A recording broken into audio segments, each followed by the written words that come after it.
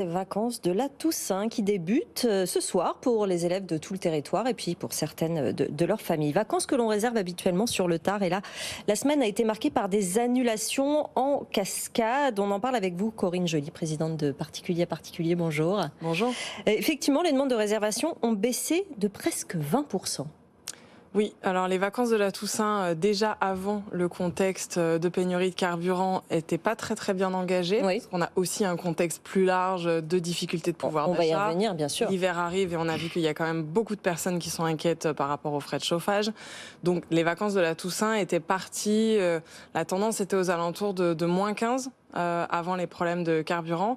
Et puis à partir du moment où en plus il y a eu les grèves, les manques d'approvisionnement, etc. Là, on a vraiment vu un effondrement des réservations. La semaine dernière, on était à moins 37% de réservations. Or, comme vous le dites, ce sont des vacances qui se réservent tard. Donc, si sur les dernières semaines, il y a une baisse des réservations, bon, voilà, là, on s'attend à un bilan plus que mitigé. Et alors, quelles sont les destinations, les régions ou le type de vacances, mer, montagne, qui souffrent le plus, qui tirent le plus cette baisse vers le bas, justement ? Bon, bah, la règle, elle est simple. Si c'est pas accessible en train, oui, c'est compliqué. Forcément, les destinations impactées, ce sont toutes les destinations sur lesquelles on va traditionnellement en voiture. Alors, dans le détail, ce qui est intéressant, c'est que c'est exactement l'inverse de toutes les vacances précédentes. Parce qu'en fait, la tendance de toutes les dernières vacances, depuis la crise sanitaire, c'était la dispersion des destinations, la recherche de lieux plutôt calmes, plutôt isolés, etc. Donc, la campagne, typiquement, faisait des très fortes progressions. Oui. Et là, on a exactement l'inverse. La campagne fait des fortes baisses parce que la campagne sans voiture, c'est très compliqué.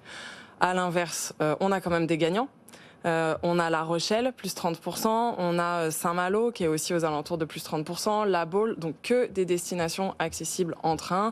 Après, il y a aussi Annecy, Nice, Biarritz.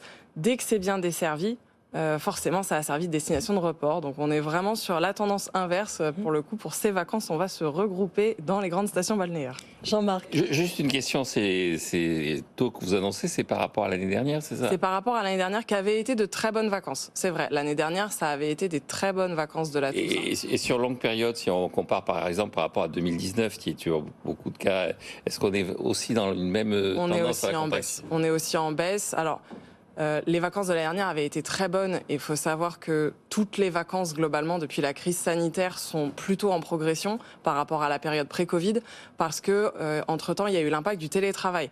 Des vacances comme la Toussaint qui classiquement durent une semaine, c'est exactement le profil de vacances sur lesquelles aujourd'hui il y a des gens qui partent, en réalité ils posent 2-3 jours de congé. Oui. 2-3 jours de télétravail. Donc, quelque part, le télétravail, ça a un peu multiplié les capacités de congé. Donc, c'est pour ça que l'année dernière, elles avaient été excellentes. Sauf que cette année, ça pourrait toujours être le cas, puisque le télétravail est toujours là. Sauf que il y a eu ce problème qui fait que finalement, on va peut-être télétravailler chez soi. La route des vins d'Alsace, les châteaux de la Loire, les villages de la Drôme et du Vaucluse, ce sont des régions dans lesquelles on vadrouille beaucoup en voiture. Et c'est celle-là aussi qui souffre particulièrement de ces baisses. Alors tout à fait, dès qu'on est dans du tourisme qui nécessite une voiture, donc oui, vraiment l'exemple, c'est la route des vins d'Alsace. Là aussi, on a des très fortes baisses. Là aussi, on est aux alentours de moins 30%.